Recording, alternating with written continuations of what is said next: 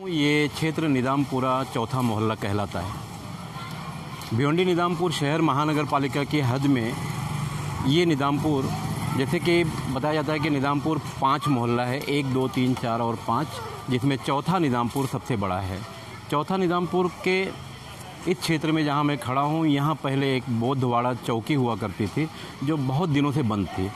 बौद्धवाड़ा चौकी के ठीक पीछे एक मंदिर भी बौद्ध समाज की थी। मंदिर, क्योंकि अब वो लोग यहाँ रहे नहीं, ये क्षेत्र छोड़कर जा चुके हैं, इसलिए मंदिर की देखभाल करने वाला भी यहाँ अब कोई नहीं है।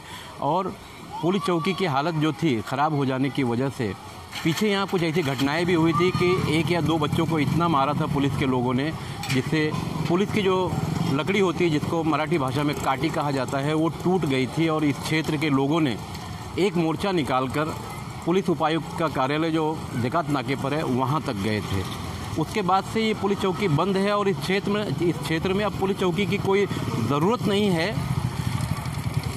मुझे ऐसा लगता है कि अभी जो घटना हुई है, 6 लोगों पर जो FIR हुई है इस पुलिस चौकी को लेकर, उनके मन में भी ऐसा ही रहा होगा कि अब इस पुलिस चौकी को इस क्षेत्र की कोई ज़रूरत नहीं है। और इसलिए रात के अंधेरे में JCB लगाकर इस पुलिस चौकी की दीवार, जो पहले से आधी से ज़्यादा टूट ही चुकी थी, वो तोड़ने की कोशिश की गई। उनके मन में रहा होगा आने वाले दिनों के लिए यहाँ कोई ऐसा प्रोग्राम रहा होगा कंस्ट्रक्शन का। मगर बड़ी बात यह है कि ये है तो पुलिस चौकी, कायदे में भी है और गृह मंत्रालय से मंजूर भी है।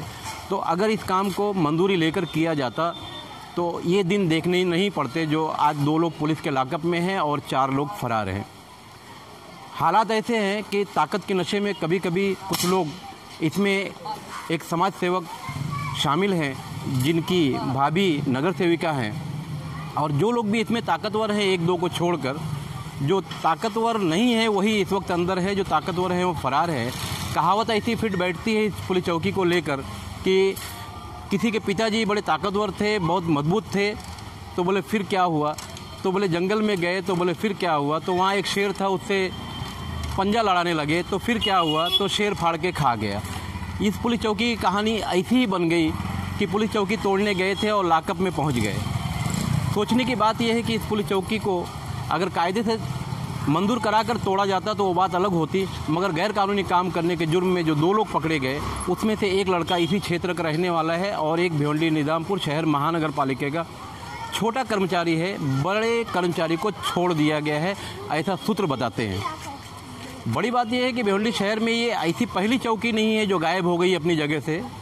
चोरों को पकड़ने वाली भिवंडी पुलिस की कई पुलिस चौकियां भिवंडी शहर से चोरी हो चुकी हैं, जैसे दीवान शाह क्षेत्र, औचितपाड़ा क्षेत्र, नायगांव क्षेत्र में एक पुलिस चौकी को किनारे कर दिया गया। इस तरह से भिवंडी शहर में चौकियां बढ़ने के बजाय एक करके कम होती जा रही हैं, जिसका नज़ारा ये आप मेरे पीछे देख रहे हैं कि अब इसकी दीवार भी गायब है।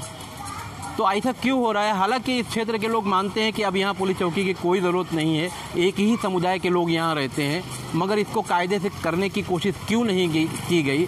और आज बेकायदा करने के कारण इसी क्षेत्र का एक लड़का लॉकअप में है और भिवंडी निजामपुर शहर महानगर पालिका का एक कर्मचारी, बड़े कर्मचारियों को यहाँ बचा लिया गया है, क्योंकि बड़े कर्मचारी की मंजूरी के बगैर छोटे कर्मचारी काम करने के लिए कहीं जाएंगे ही नहीं। मैं खान फखरे आलम, शक्ति समाचार के लिए।